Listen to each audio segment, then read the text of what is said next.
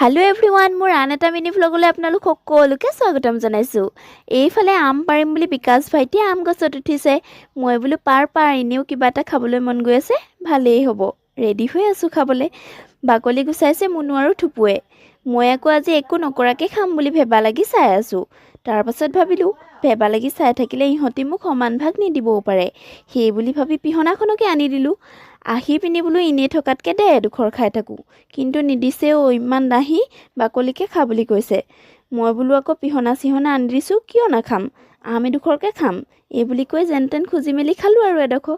আমখিনি মুনু আৰু থুপু দুইজনীয়ে মিলি পিহিছে। আমি লোভৰ পানী পেলাই আছোঁ বুলি ক'লেও বেয়া নহয়।